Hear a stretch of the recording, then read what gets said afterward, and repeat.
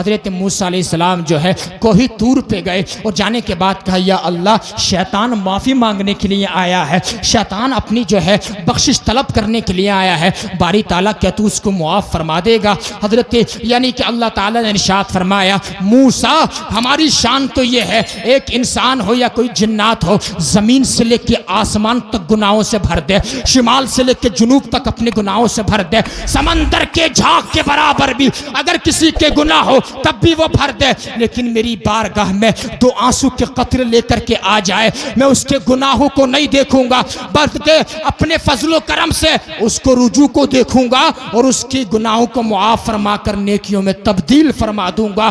موسیٰ اگر شیطان بخشش کے لیے آیا ہے تو میں اس کی توبہ بھی قبول کر لوں گا، لیکن موسیٰ شیطان سے جا کر کے اتنا کہہ دینا آج بھی معافی ہے، آج بھی چھٹکارا ہے، آج بھی جنتی بنا دوں گا، میں قادر ہوں اس بات پہ، لیکن اس سے جا کے اتنا کہہ دینا کہ وہ حضرت آدم کی قبر کو سجدہ کر لے۔ ارے بولو یار، بولو بولو سبحان اللہ، اتنی محنت سے تقریر کر رہا ہوں یار، کچھ تو بول دو یار سبحان اللہ۔ حضرت آدم کی قبر کو جا کے سجدہ کر لے۔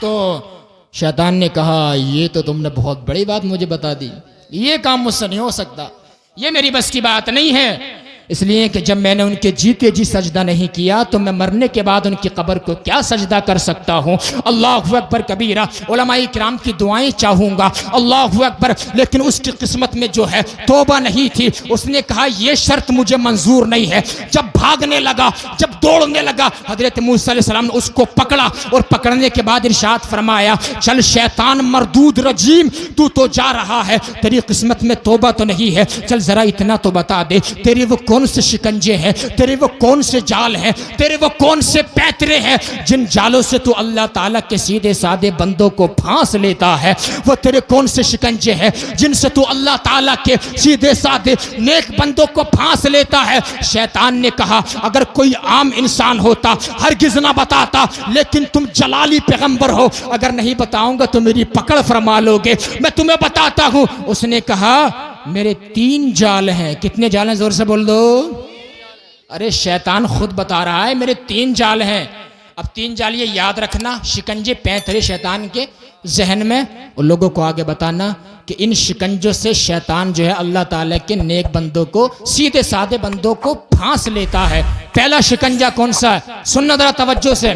پہلا شکنجہ شیطان نے کہا، امام غزالی نے احیاء العلوم کے اندر اس کو نقل فرمایا ہے، کہا شیطان نے کہا میرا پہلا شکنجہ یہ ہے کبھی تنہائی میں کسی اجنبی عورت کے ساتھ مت بیٹھنا، تنہائی میں کسی غیر لڑکی کے ساتھ مت بیٹھنا، اس لیے کہ جب تنہائی میں کسی اجنبی لڑکی کے ساتھ تم بیٹھو گے شیطان کہتا ہے انا ثالثھا، اس میں تیسرا میں ہوتا ہوں۔ اللہ اکبر کبیرہ، یہ اندازہ لگائیے ذرا، یہ شیطان نے کہا۔ حضرات گرامی، آج لوگ کہتے ہیں عورت کو پردہ کرنا چاہیے، بے شک عورت کو پردہ کرنا چاہیے، لیکن عورت کے پردے سے پہلے اللہ تعالیٰ نے قرآن میں جو ہے مردوں کو حکم دیا ہے کہ وہ اپنی نظریں نیچی جھکا کر کے چلیں۔ اندازہ لگائیے، آپ بتانا چاہتا ہوں آپ کو حضرات گرامی، شیطان انسان کے رگوں میں دوڑتا ہے۔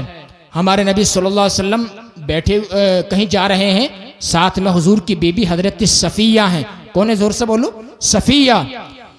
تو ایک صحابی کا گزر ہوا تو میرے آقا نے فرمایا اے میرے صحابی، ہذہ زوجتی صفیہ، یہ میرے ساتھ میں جو کھڑی ہے یہ میری بیوی صفیہ ہے۔ بول دو سبحان اللہ، یہ میری بیوی صفیہ ہے۔ صحابی نے کہا یا رسول اللہ، آپ کو بتا دو صحابی کون ہوتا ہے؟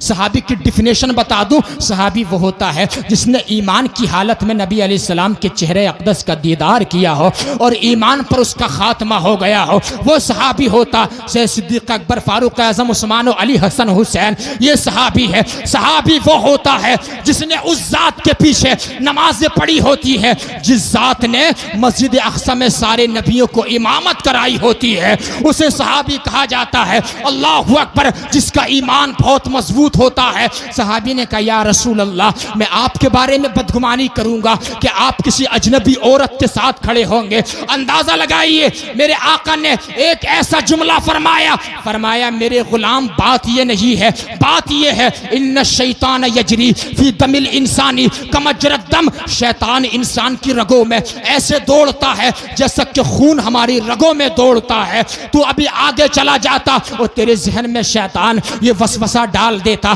پتہ نہیں امام الانبیاء کس اجنبی عورت کے ساتھ کھڑے ہیں، تیرا ایمان برباد ہو جاتا۔ اس لیے شیطان کہتا ہے اللہ اکبر موسیٰ علیہ السلام سے کہ تنہائی میں کسی اجنبی عورت کا ساتھ مت پکڑنا، میں اس کا تیسرا ہوتا ہوں، جب میں تیسرا ہوتا ہوں پھر میں گناہوں میں شامل کر دیتا ہوں، پھر انسان جو ہے اس کا پیر پھسل جاتا ہے۔ شیطان کا یہ پہلا جال۔ کہا دوسرا جال کون سا ہے؟ کہا میرا دوسرا جال یہ ہے جب کوئی انسان اللہ تعالیٰ سے وعدہ کر لیتا ہے تو میں اس کے وعدے کو توڑوانے لگ جاتا ہوں، یہ دوسرا جال ہے۔ کہا کیسے؟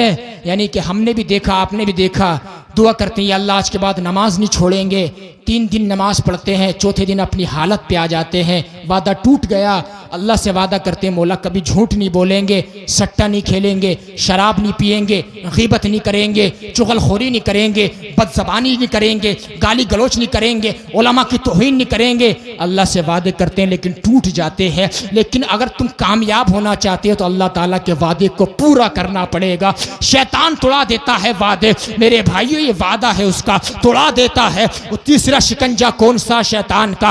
تیسرا اس کا جال یہ ہے جو مسلمانوں کو وہ پھانس لیتا ہے، میری ماں اور بہنیں بھی سنیں اور سب لوگ سنیں۔ اس نے کہا تیسرا جال یہ ہے جب کوئی انسان اللہ کی راہ میں خیرات کرنے کا ارادہ بناتا ہے تو میں اس کی نیت کو بدلنے میں لگ جاتا ہوں۔ اللہ اکبر، نیت کو بدلنے میں لگ جاتا ہوں۔